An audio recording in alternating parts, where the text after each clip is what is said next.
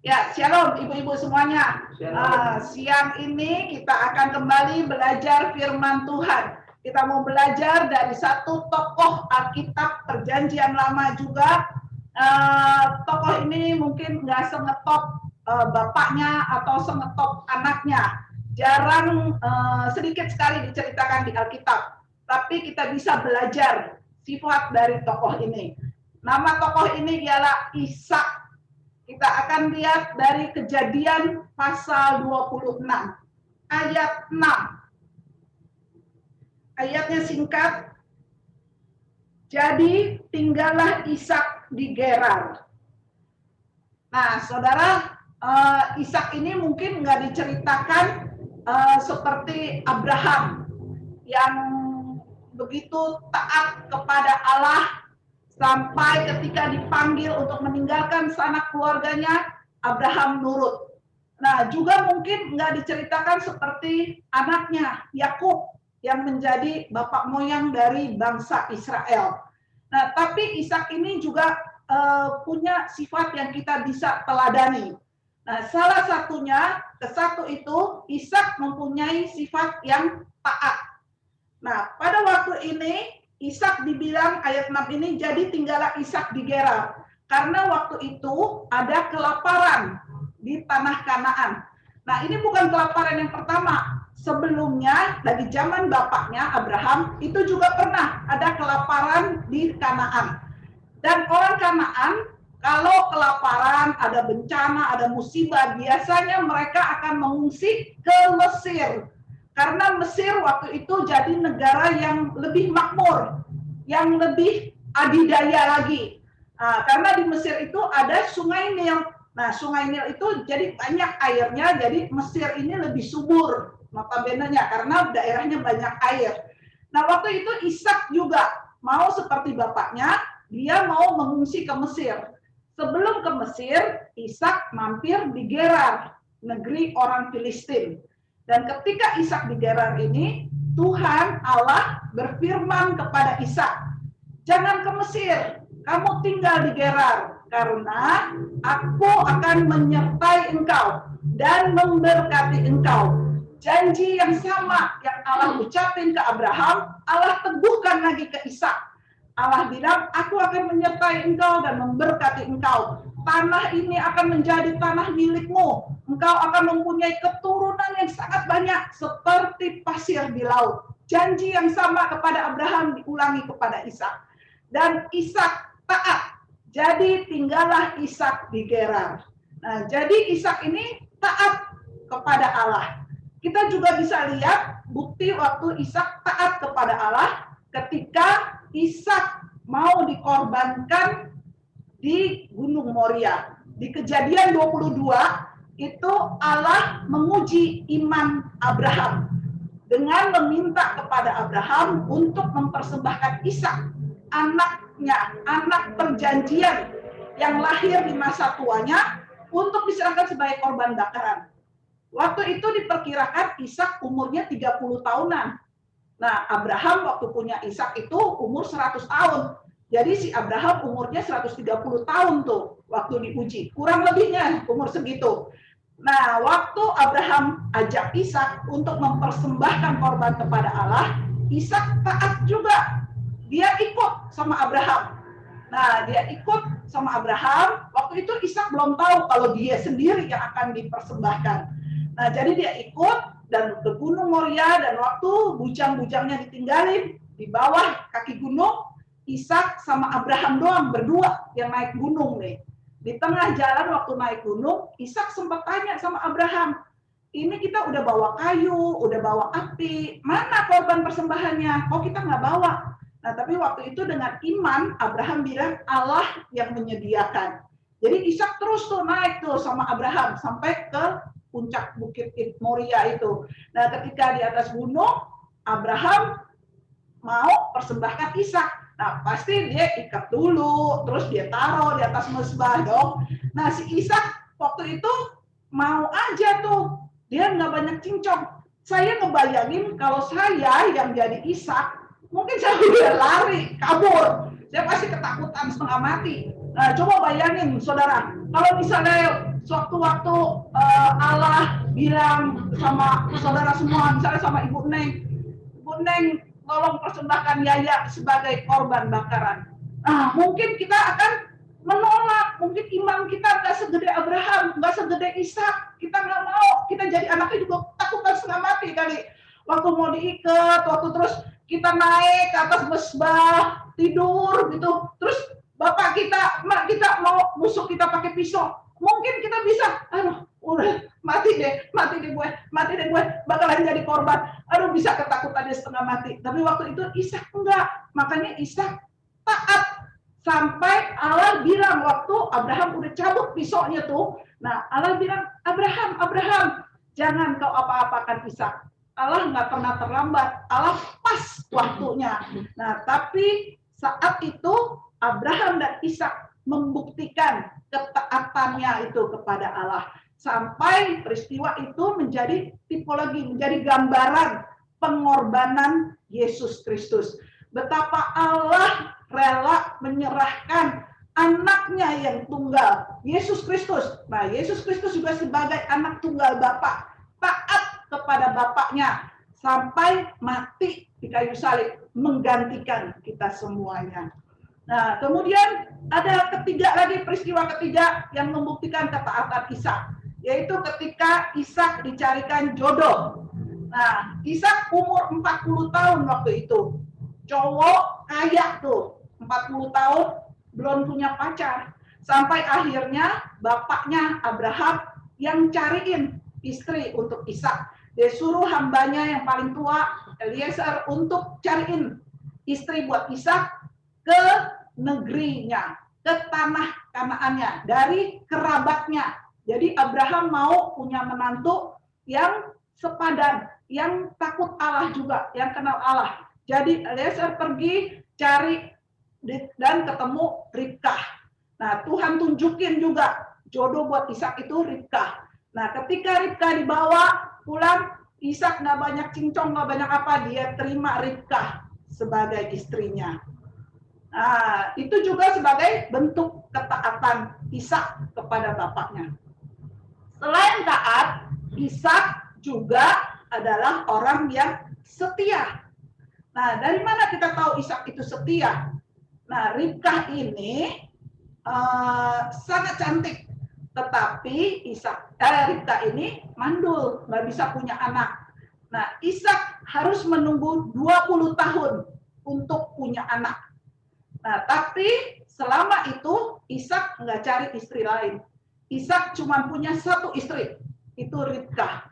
Nah, beda kalau papanya Abraham itu punya anak lain dari istrinya Hagar. Memang waktu itu Abraham disuruh-suruh sama si Sarah yang kurang sabar menanti janji Tuhan.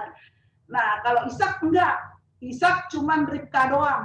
Anaknya Yakub juga punya istri sampai 4. Nah, kalau Ishak enggak, cuma satu doang, Ribkah. Dan ketika Ishak menunggu janji Tuhan 20 tahun, Ishak mendoakan Ribkah. Jadi Ishak percaya betul, setia betul pada janji Tuhan. Dia percaya kalau Allah akan memberikan dia keturunan seperti pasir di laut banyaknya. Dan Ishak mendoakan Ribkah sampai akhirnya Ribkah punya anak Esau dan Yakub, kembar anaknya itu. Nah, Ishak setia kepada Ribkah, juga setia kepada janji Allah. Nah, kemudian yang ketiga sikap Ishak, yaitu Ishak suka mengalah. Ishak nggak suka ribut orangnya. Nah, kita lihat waktu Ishak ini tinggal di Gerar, di Kejadian 26 ini, waktu itu Ishak menabur karena dia udah lama nih tinggal di Gerar. Akhirnya Ishak menabur. Nah, ketika menabur, dalam tahun itu juga Allah membuktikan janjinya. Dia memberkati Ishak. Ishak menuai 100 kali lipat.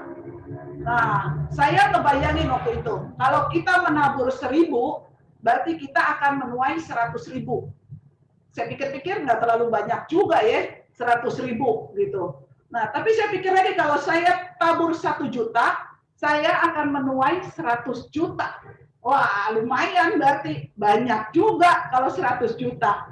Nah, waktu itu Ishak menabur pasti nggak sedikit.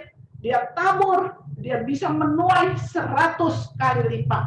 Dan ketika melihat Tuhan memberkati Ishak, nah penduduk Gerar, bahkan rajanya Gerar nih, Abimelek, mereka mulai cemburu. Mereka merasa, waduh, si Ishak nih lebih berhasil dari kita. Wah, ini bahaya ini. Pendatang bisa jadi lebih berkuasa dari penduduk asli. Sampai si Ishak nih diusir. Diusir, udah dah kamu pergi dari sini, katanya gitu. Karena kamu jadi lebih berkuasa dari kami. Nah, waktu itu tanpa banyak ribut, nggak banyak cincong, Ishak pergi meninggalkan kota Gerar, dia tinggal di lembah Gerar. Nah, jadi Ishak ini nggak suka ribut orangnya. Ya udah dia tinggal di lembah Gerar. Nah, dulu lagi zaman bapaknya Abraham, mereka tuh suka bikin sumur karena air kan susah didapat. Jadi nggak ada sungai, jadi mereka gali sumur untuk dapetin air. Nah, gali sumur itu nggak gampang. Dia pasti gali sumur sampai dalam supaya dapat sumber air, mata air. Nah, kayak kita aja di sini kalau gali itu buat pompa, buat jet pump, itu sampai 30-40 meter ke dalam tanah. Nah, kalau mereka sumur saya rasa lebih dalam lagi. Mungkin bisa 100 meter kali sampai dapat mata air. Nah, waktu zaman Abraham, terus Abraham meninggal, itu sumur ditimbun lagi sama orang-orang Gerar itu, orang Filistin itu. Nah, kemudian Ishak ke lembah Gerar, dia gali lagi sumur yang udah ditimbun itu. Dia gali sumur yang lagi zaman Abraham bapaknya itu. Nah, dia gali, dia ketemu air, mata air. Airnya bagus, banyak, berbual-bual sampai dibilangnya. Nah, ketika Ishak udah menemukan mata air itu, sumur itu, tahu-tahu gembala Gerar datang. Gembala Gerar datang. Dia rebut lagi itu, dia ribut. Dia bilang, gak bisa ini sumur kami, kata Gerar gitu. Wah, gembala Gerar jadi ribut sama si gembala Ishak. Nah, tapi si Ishak nggak pusing, dia nggak mau ribut, dia ngalah. Akhirnya dia pergi, dia ajak ini gembala-gembalanya, ya udah kita pindah. Akhirnya pindah si Ishak ke tempat lain. Dia namain itu sumur Esek karena di situ dia ribut katanya. Nah, dia pindah, dia gali lagi sumur lain lagi, gali lagi, dapat lagi mata air yang bagus lagi, berbuah-buah lagi airnya. Si gembala Gerar datang lagi. Dia bilang, ini sumur kami. Dia ribut lagi. Dia minta lagi. Waduh, saudara, kalau kayak kita sampai 2 kali digituin, kita bekerja dan Tuhan memberkati kita, kita berhasil, mungkin banyak sekeliling kita juga yang cemburu, yang iri, yang marah, yang pengen rebut lagi. Tapi Ishak nggak seperti itu. Ishak kedua kali digituin sama gembala Gerar, tanpa ribut dia pindah lagi. Dia pindah lagi, dia cari sumur lain lagi. Nah, dia gali lagi. Nah, pas dia gali lagi, dapat lagi mata air lagi. Karena Tuhan selalu menyertai Ishak. Nah, dia dapat lagi, dan di sumur ketiga nggak ada ribut lagi. Nggak ada pertentangan lagi. Dan Ishak namain sumur itu Rehobot. Kita dapat kelegaan dari Tuhan dan kita bisa hidup tenang di sini. Nah, ketika si Ishak udah hidup tenang nih di Rehobot ini, nah si Abimelek, raja Gerar itu datengin si Ishak. Ishak bilang, lah kamu bukannya benci saya, kamu kan yang usir saya, kenapa sekarang kamu datang lagi? Nah, waktu itu Abimelek bilang, wah kami telah melihat betapa Tuhan menyertai kamu. Nah sekarang ayo kita ikat perjanjian aja. Jadi saya nggak ganggu kamu, kamu juga nggak ganggu saya, katanya gitu. Nah waktu itu kalau kita yang jadi Ishak, mungkin kita akan bilang, siapa yang ganggu siapa? Gua mana pernah ganggu lu, ada juga lu yang gangguin gue. Makanya gue sampai diusir, sampai pergi. Gue mah gak pernah ganggu-ganggu lu. Mungkin kita akan katakan seperti itu. Tapi si Ishak enggak. Emang dasarnya si Ishak ini gak demen ribut. nggak demen ini, demennya ngalah aja si Ishak ini. Nah, dia sambut si Abimelek ini.